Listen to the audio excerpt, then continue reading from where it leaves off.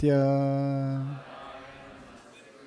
Naram Chaiva Narottamam Devim Saraswatim Vyasam Tato Jayamudiraye Nashtaprayeshu Abhadreshu Nityam Bhagavata Sevaya Bhagavate Ruttama Shloke Bhaktir Bhavati Naishtiki Krishnaya Vasudevaya Devaki Nandanaya Cha Nanda Gopakumaraya Govindaya Namo Namaha.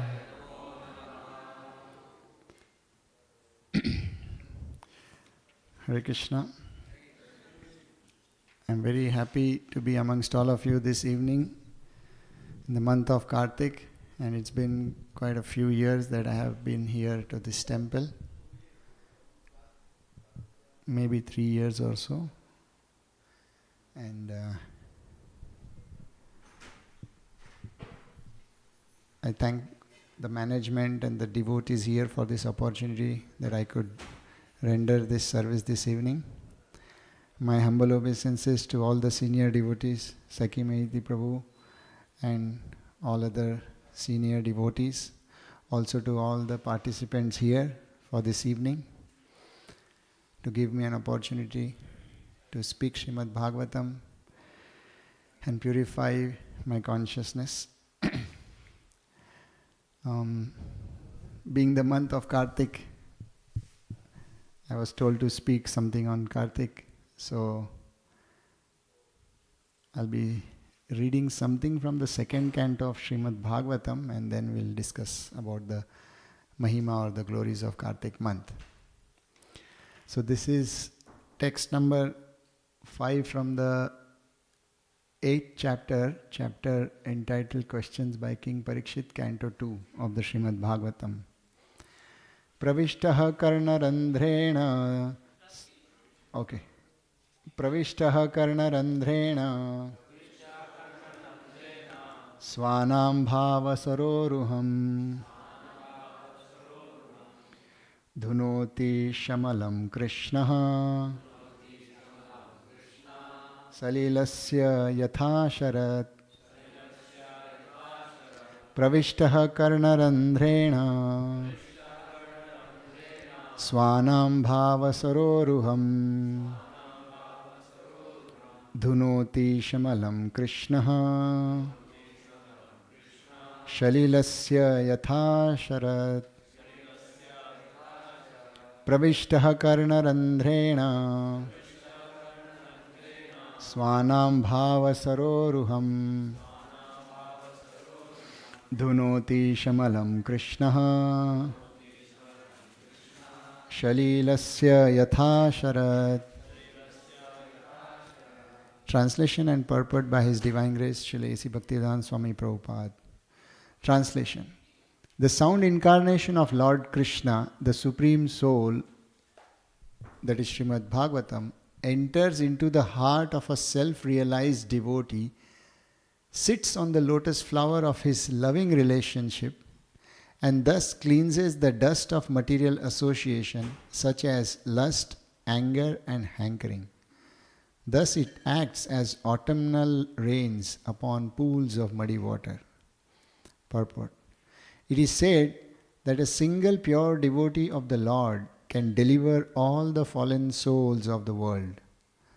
Thus one who is actually in the confidence of a pure devotee like Narad or Shukdev Goswami, and is thus empowered by one spiritual master such as Narad was by Brahmaji, can not only deliver himself from the clutches of Maya or illusion, but can deliver the whole world by his pure and empowered devotional strength. The comparison to the autumnal rain that falls on muddy reservoirs of water is very appropriate. During the rainy season, all the waters of the rivers become muddy.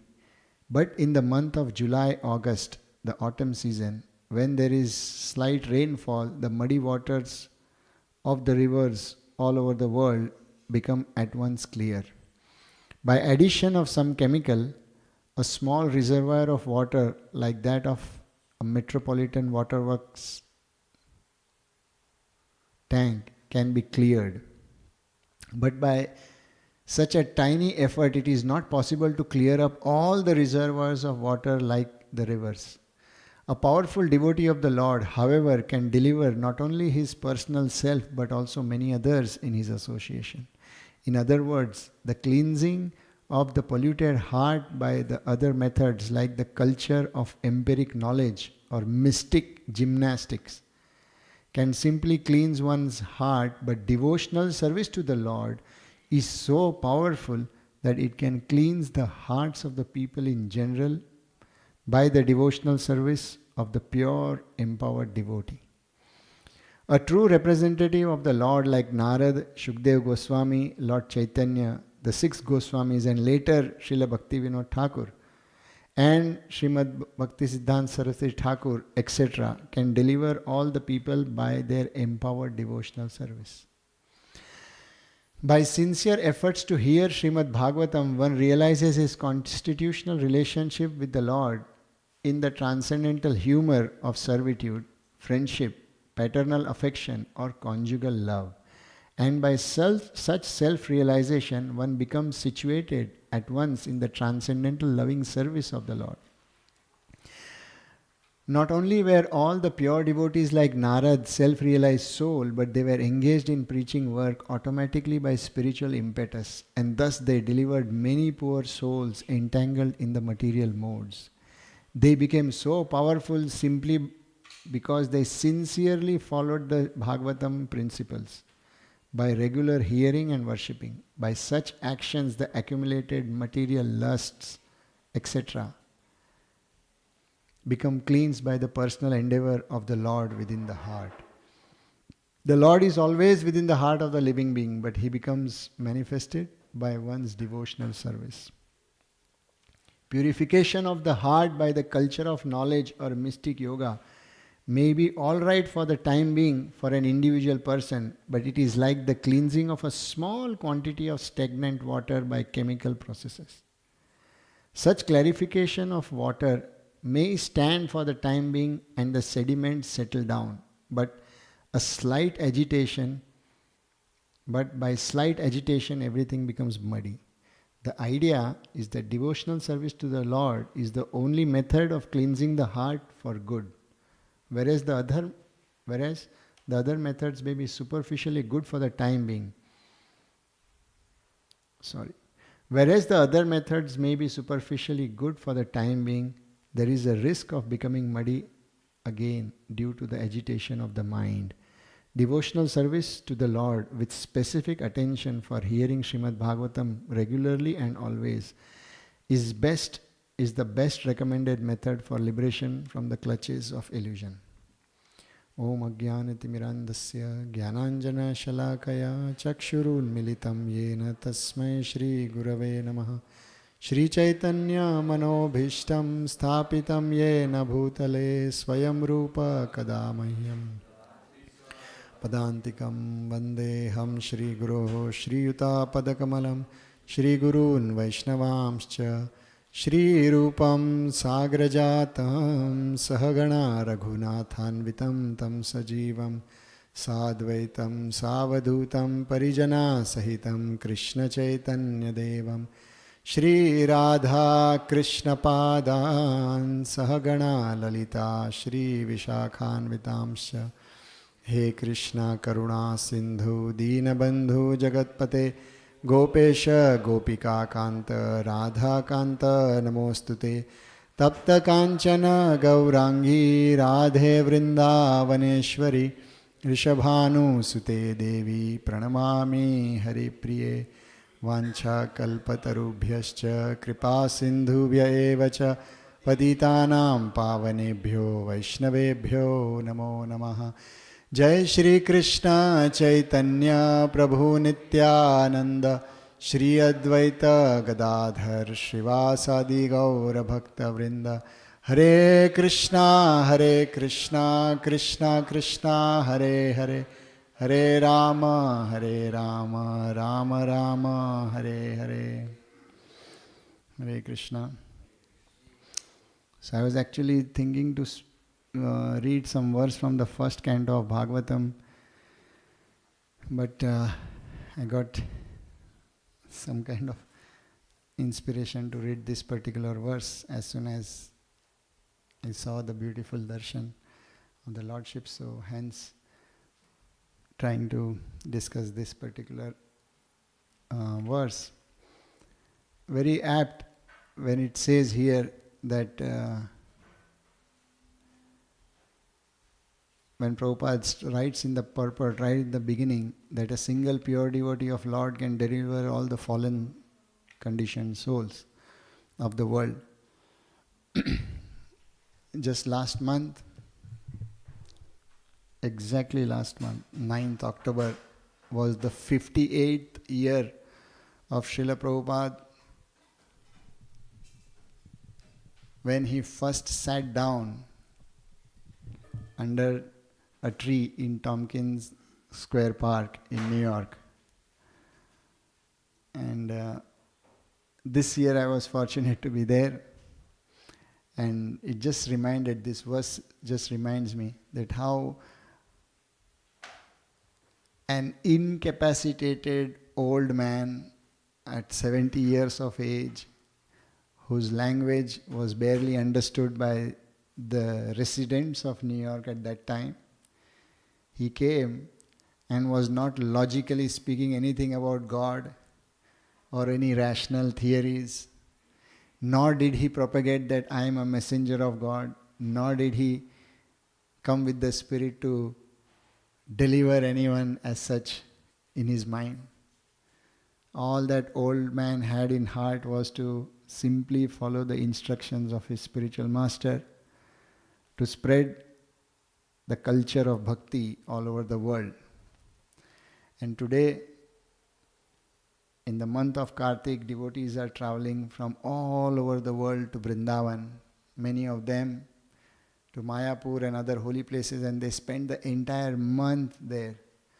So many devotees all over the world are doing so many vratas or different kinds of austerities or observances. And this entire culture of devotional service has been established all across the globe in an unthinkable manner. Honestly, sometimes, one devotee recently, about 2 months ago, was asking me that how do you keep your enthusiasm after a couple of years regularly going? So I just told that I don't forget what Srila Prabhupada has done. As long as you remember that, you'll remain fresh always.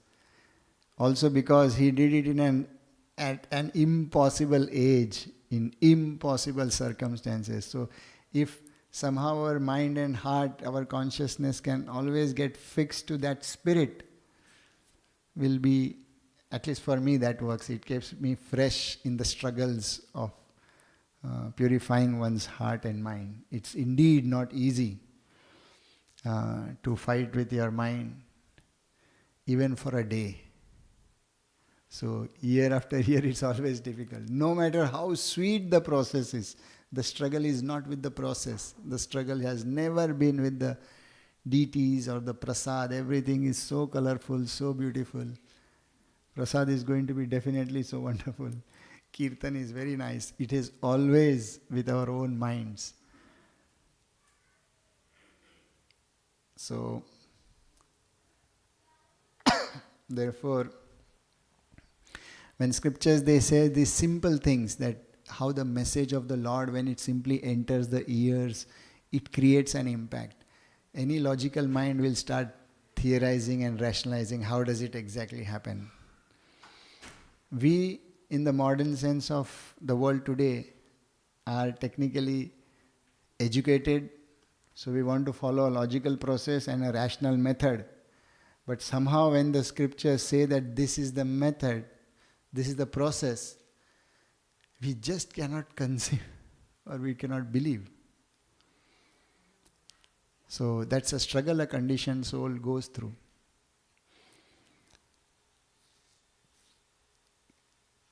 Just last year, in one of the climate conferences in Paris, have you been following or listening something about climate crisis? Yes or no? Yes. Okay. The world is in some kind of crisis. So in that conference, one astrophysicist was called for, and they took his opinion. Now, he has nothing to do exactly with conferences because all he's measuring is planets and galaxies and so on. This was because they wanted to figure out if human beings on this planet have created some kind of chaos. So what about living entities in different parts of the universe?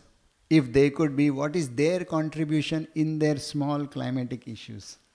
So interestingly, they called this person to know that are there any intelligent forms of species just like human beings elsewhere? So, first there was an estimation of how many possible planets life could exist. So they asked him how many planets are there today calculated. So roughly between 400 to 800 billion within the Milky Way galaxy, which was too much. So there are some other theories which say some other numbers, but anyways, it's a very huge number. And then the first thing was said, it is very arrogant of human beings, he said, it's very arrogant of human beings to think that they are the center of this universe. Human beings have this tendency to think that we decide, we govern, we want to go, we. So that human ego is very strong. We cannot think otherwise.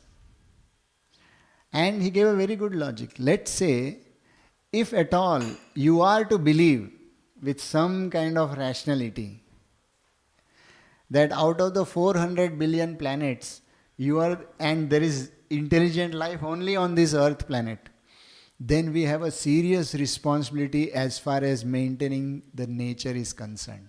Isn't it? Because anything goes wrong with Prakriti or nature, human beings are responsible for that entire galaxy. And if you are not the most intelligent species, then you need to figure out what are you doing. You are the very insignificant person in this whole big creation, a subset.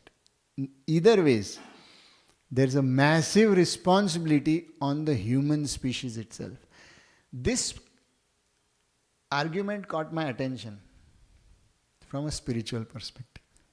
Spiritual books also say that as human beings, we have extraordinary responsibility, which is to first deliver ourselves.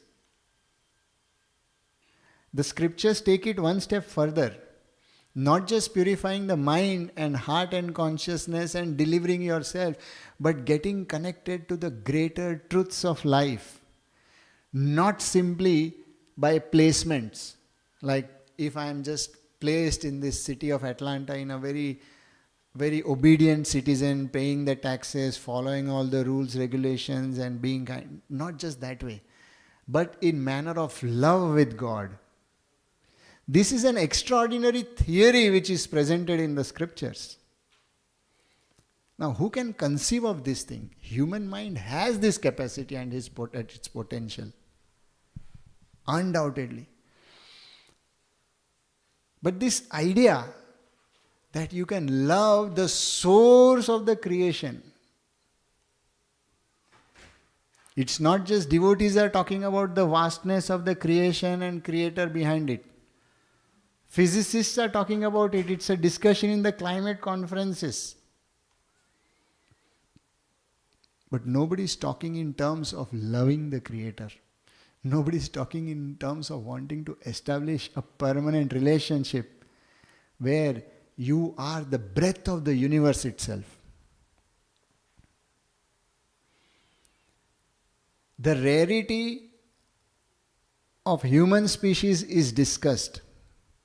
And when a person becomes sincere and desires to follow spirituality, then he understands that it's not just rare to have a human birth, but it is also rare to be a seeker of God. It is even rare to aspire to be a sincere practitioner. Means you are seeking God, but also you are now intensely investing yourself in the process to reach Him. These are two different things. When you intensely invest yourself in wanting to reach God, you are called as a jnani, one who is knowledgeable, who knows what to do. And then later, furthermore, more rare is that person who wants to reach out to God in sense of devotional service, in the sense of bhakti, wanting to experience love, to love God and to be loved by God. Even more rarer. The mysticism never stops. So many years are good, then we have very blessed years. In the years we have blessed months, like it is called Marga Shirsha month is a blessed month. In the Bhagavad Gita, Krishna says in the 10th chapter that among the months, Masana Marga Shirshoham, I am the Marga Shirsha month, technically a month of harvest. People are happy because today harvesting has no meaning because we are so out of touch with reality. Our jobs give our milk and fruits. We don't exactly have that appreciation of harvesting season. But just about 100 years ago, that was not the case. The modern lifestyle is just, industrial revolution is hardly 200 years old. Otherwise, since thousands of years of the known history, it has been agriculture based. So seasons had a lot of importance. Therefore, Krishna says, I am that season where people truly harvest. And if the harvesting season has to be there, then you have to be living within the latitudes where there are seasons existing. Proper seasons. If you are in the North Pole or South Pole, you will never understand what is harvest season. Because it may come only once a month, once in a year, for a month or two. The season will come, but there is nothing to harvest because before that there was a ground not fertile enough. So essentially it's very limited. So anyways, yet then when you go in the process of bhakti, this month of Kartik is known to be the most auspicious month, one of the most auspicious months. For whom? For a devotee who wants to seek love of God. And therefore this month is also called as Urja month. Urja in Sanskrit specifically means Bala Pranayoho. Urja Bala Pranayoho. Urja is spoken in the context of strength, Bala. And Prana. Prana means a life force, vital force. Pran does not mean air or not breathing. Sometimes a person is breathing, but you say that he has no essential life in him. He's finished. There is no life left in him. So that which makes a person lively. So this Kartik month is also called as Urja month. That month which invigorates the devotees of the Lord, the sincere devotees of the Lord who are aspiring to love God. So you need something, right? You cannot just theoretically aspire. Love does not come without an internal attraction. Acquaintances are easy to make. We can just sit in this same room for 1 hour, 2 hours, and then we get acquainted to each other and probably remain acquainted for the rest of the life. But to love, it's much more than acquaintance. It's not just physical contact. There has to be an emotional contact, a deeply emotional contact. And that's where love manifests. And therefore that energy is called as Urja. Those who are from Indian background, you have heard this word urja. So you can make sense of it. So Vishwanath Chakravarti Thakur says this urja refers to strength and life air for the devotees. And urja or the strength is an internal strength. It's like an internal potency. So it is said in the bhakti literatures, in literatures which speak about loving God, we have these forms of Radha and Krishna for those of you who have come here for the first time. When you are facing the altar to the right, you see a beautiful couple, a black boy and a white girl, transcendental lovers. So it is explained that Krishna, the black person, Krishna, the Supreme Personality of Godhead, his internal potency or his internal strength is basically Srimati Radharani. Our scriptures speak of her as being the urja of Krishna himself. I have some strength. So like that, Krishna has some strength. His strength is Radha. He derives the strength for his own existence. Technically he is God, so he does not need to depend on someone else to exist. However, there is a fulfillment of him being God in the form of love of Radha. Therefore, when we say the internal potency, that is the urja or urja of Krishna himself. So she is also known as Urjeshwari. And therefore all the vrata which are performed, all the austerities and activities which we do in the Kartik month are also called as Urja Vrata. Those performances done in the month of Kartik, they lead to not only purifying our mind and heart, but for a person who understands what this Kartik month is, it leads to development of love of God. So that is why it is called as the Urja month. And Radharani is said to be the presiding deity of Kartik month. So therefore, I am not getting into the details of many aspects, but briefly we have heard so many things that doing small observances and austerities in the month of Kartik leads to these benefits and that benefits and so on. It's also imperative to understand, to know. In the Srimad Bhagavatam, there is story of this young prince, Dhruv Maharaj. Dhruv Maharaj, he was denied his natural right when he was a small boy, 7 years of age, to sit on the lap of his father by his stepmother. And therefore he felt offended. And he went to his real mother and asked her that why is it that I am not allowed to sit? So she was so helpless. She said that your father is unfortunately biased towards your stepmother, so I cannot help it. And he wanted to take revenge, born in the family of kings. So naturally you inherit that kind of a blood. So he wanted to take revenge. So mother said, you will not be able to fight the king.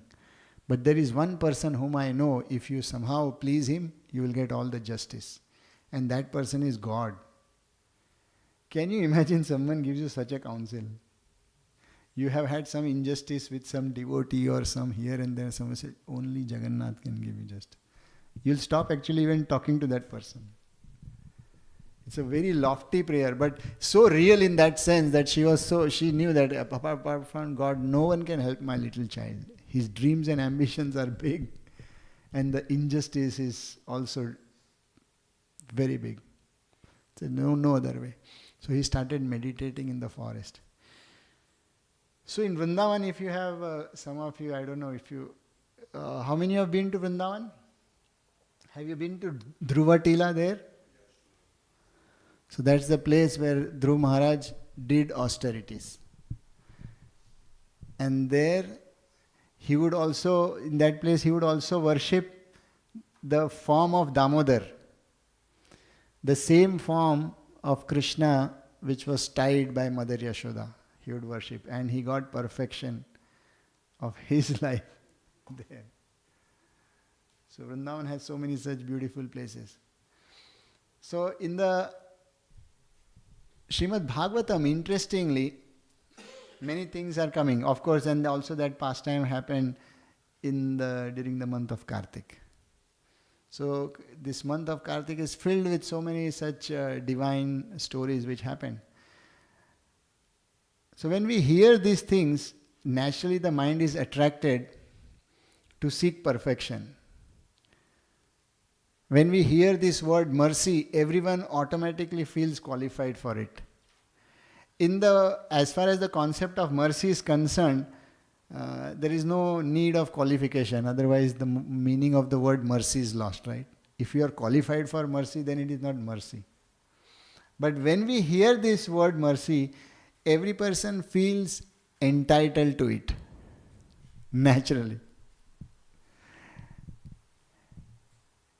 In the modern sense, the modern times, people have become so weak in their performances of their austerities and devotional services or any practice whatsoever.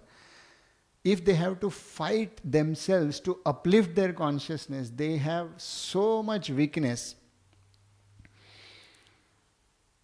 that when someone comes giving cheap solutions or ideas that within few days, 10 days you will get perfection, the mind gets attracted because you are tired with your own self and you just don't want to fight. So we believe such things. The proof of it is, what is that? 30-day yoga course. Within 30 days you'll become a yoga teacher. Within 15 days lose your fat. Within 10 days, 7-day challenge, 15-day challenge. What does that mean? That simply means that you do not want to invest properly. You want it as soon and as short as possible. Honestly speaking, any course which says 30-day, let's say we also do 7-day Gita course. It is not possible. 30-day yoga course, not possible. It would take at least 2-3 months for you to get the sense of how your body works before you start doing yoga.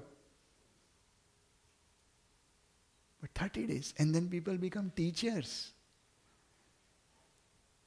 They learn everything within 10 days, 15 days, 20 days, 30 days, and they feel entitled that now they know things, they should get a platform to exhibit in whichever manner. It's the same mentality when it comes into the process of devotional service. A person feels entitled. When you hear this kind of Krishna delivers, the heart is clean. So we just think that, it should immediately start acting in ways, and we randomize these things.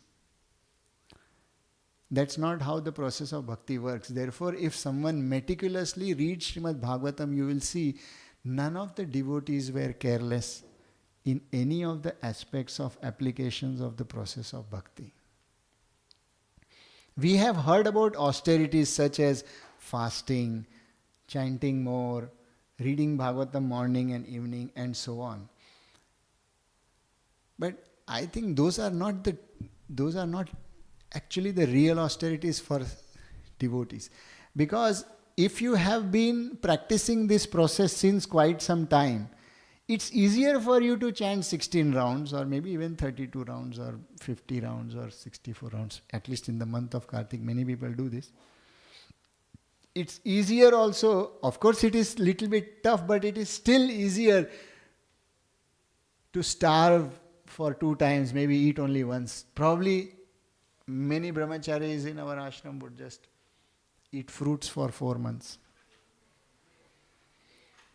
One devotee, he would eat only as much as he could pick from his mouth in a day. Like, put your hands behind, put some food on the floor, and pick up with your mouth. So how much you can get? He would do that. Of course, he did that for about 35, 40 days, and then he was sick for the whole Chaturmas. Anyways, but I have seen also devotees doing many kinds of austerities and many people doing. It's all possible. But in Kali Yuga, it's very important. When we talk about this Kartik month, what are we actually aspiring? If we are aspiring for Krishna Bhakti, When you read about Krishna's pastimes, what are Krishna's pastimes filled with? They are not filled with one person in love with Krishna. All the pastimes of Krishna are with a group of devotees. There is not that one isolated devotee in some corner is madly in love with Krishna and Krishna is giving him. Of course, Krishna does that. He'll give all attention. But bhakti process is not like that. There are many devotees. It is the association and group, a sangha. And the process of bhakti is beautiful. Wherever you read Krishna's pastime, there Krishna is enjoying with a group of devotees. And all those group of devotees have exceptional qualities. Not in terms of austerity. None of the devotees are very austere compared with respect to the austerities which are mentioned in the Skanda Purana and Padma Purana and so many other Puranas to do in Kartik month. If you simply contemplate on what were the qualities of the group of devotees as a group, what were their qualities and how Krishna was interacting. And then I feel that in modern times it is very, very, that is the most challenging austerity. To have a loving group of devotees, that is so essential. When devotees, sadhakas, practitioners, when they love each other's association, you don't need to seek Krishna. Krishna will seek you. He will come. When Narad Muni simply says, when Krishna says that wherever my devotees are singing and chanting, I appear. It's not singing and chanting just with mrudangas, harmoniums and sound system and all that. If there is no element of love, it is just ritual. And mind you, there are very good singers out there in the world who have, and very great poets who know how to very nicely arrange words that one who relishes literature will fall in love with that poetry. You will get attracted to Krishna just by reading poetry. But that fellow, he may not have love for Krishna. He has love for the language, for sure. But not for Krishna necessarily. So it is extremely important that devotees have very good loving relationships. And if that exists, even when you are not in temple, you will feel you are in Vrindavan. If you just have a bunch of few devotees with each other, loving relationship. Loving relationship do not just happen automatically. You cannot force love. It requires for love to flourish amongst the group of devotees, there has to be honesty in each one. There has to be sincerity in each one. And when that happens, automatically the bond is built. The bond is not simply built by ritualistic practices of the highest philosophy of the world. And these simple things are sometimes so overlooked. And then we feel that I am practicing, I'm starving myself, I'm shouting myself, I'm reading everything and still nothing is working. Why? Because the sweetness does not come that way. That's the beauty of the process of bhakti. Bhakti is about culturing one's emotion. Like when you culture milk, it turns into yogurt. Similarly, when you culture your emotion in a certain manner, then it becomes bhakti. And that culture does not happen simply by the rituals. Even if there are the rituals in the process of bhakti. These small things are extremely important. Honesty. Simplicity. Simplicity means not being crooked in our relationships with each other. I can be extraordinarily smart as far as the conducting the affairs of the temple are concerned or meticulously managing the schedules, this, that. But if I have a sense of crookedness in me, then naturally I am going to suffocate the elements of bhakti or the loving relationship with others. It will naturally happen. So these are extremely important. When these two things take place, automatically, you know what happens? When few honest and sincere devotees who love each other, who have a faithful relationship, they don't need to strive to develop certain characteristics. Like Rupa Goswami says, Guhyam akhyati pritchati, the principle that how to develop good relationships. You reveal your heart in confidence. You also listen to someone's heart in confidence, and relationship builds. If I am sincere and someone else is sincere, we both will naturally trust each other. That honesty and sincerity builds trust. Once trust is built, the relationship develops. And automatically whatever you speak, whatever you chant, small things, they bring so much pleasure. Devotees get nourished by these simple things. Krishna also gets nourished by these things only, and that is the very reason the Lord of the universe, whom physicists are speculating in the Milky Way galaxy has 400, 500 billion planets and so on. And then we have trillion planets and so on. One who owns everything, he lives his grandeur and opulence just to interact with these kind of people. So it is more important, of course, performing some vrata and things in Kartik is extremely important, but it is more important to focus on what exactly is the heart of a devotee. Why Krishna was just attracted to Radharani and the gopis? Why he was attracted to the gopas? Why other great gods got baffled? But why this simple devotee were just satisfied? So much so that in the Srimad Bhagavatam,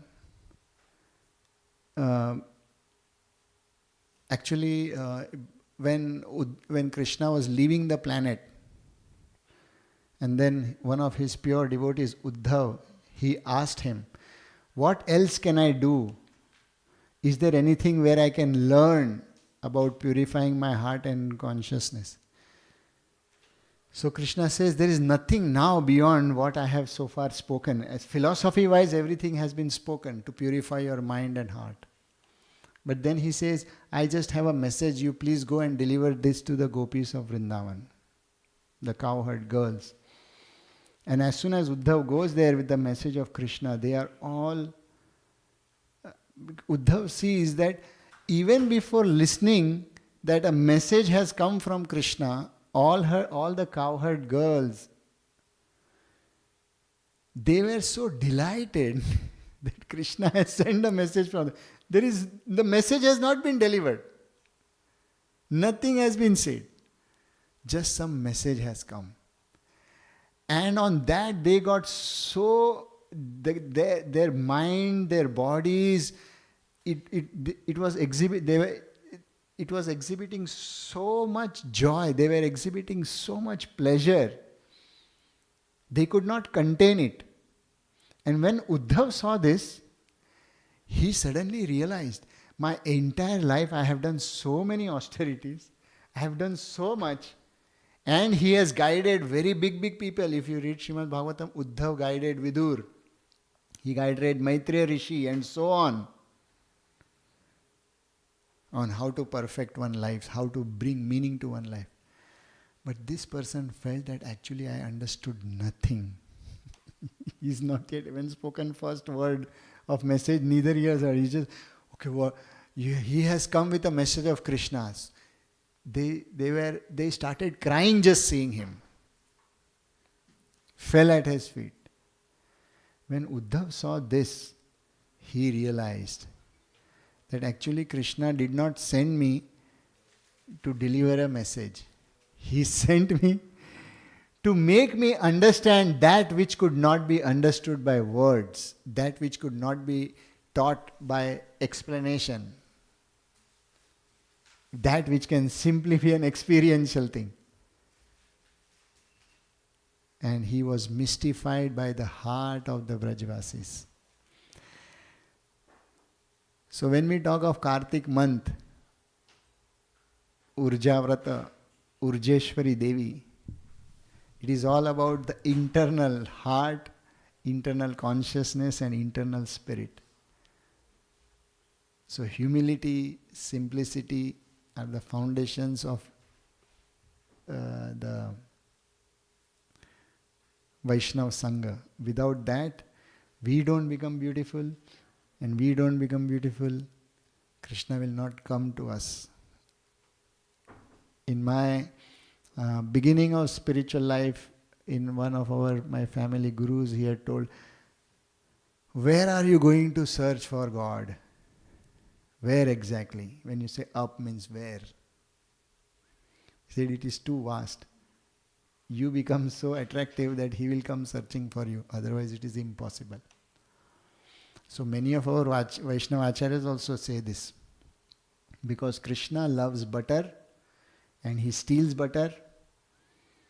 He breaks the pots to steal butter. Similarly, if we make our heart pure like that butter, you will not have to search for him. He will come to steal it. And that is the main spirit of the month of Kartik. So serving in cooperation, which can happen only when there is honesty amongst devotees. This is very, very important. If you want to enjoy the process of bhakti till your last breath. And practicing gratitude under all circumstances. If every year, it can be a nitya practice, no doubt, but at least in Kartik month, if we can practice it sincerely, that would be worth any other tapasya, more than any other tapasya. So, in the second canto of Srimad Bhagavatam, specifically, I think, one verse before this, Shrunvatah Shraddhaya Nityam Gunatascha Swacheshtitam Kalena Na Ati Dirgena Bhagwan Vishate Ridhi. Persons who hear Srimad Bhagavatam regularly and always taking the matter very seriously will have the personality of Godhead Sri Krishna manifested in their hearts within a short time. The interesting word here is Swacheshtitam. Swacheshtitam means you are personally invested and you have personally deliberated, not repeating certain things just for the sake of it. Only for those, Shrunvataha, those who are hearing to personally invest themselves with faith. Gunatascha, Grinataha, sorry. Those who are listening the subject matter and absorbing it, not in a ritualistic manner, but to get themselves more invested personally. Swacheshtitam is a very key word here. Personally invested. Means you deliberate on every small thing. Not out of faith because someone has said. We have to make it our own deliberation. Even if Prabhupada has said, even if Krishna has said, we have to also make it our own deliberation. For such people, what? Na ati dirgena. Very soon Krishna manifests in one's heart. Granthrat Srimad Bhagavatam ki jai. Srila Prabhupada ki jai. Any questions or comments? Shiki Mahiti Prabhu, can we take some question or comment?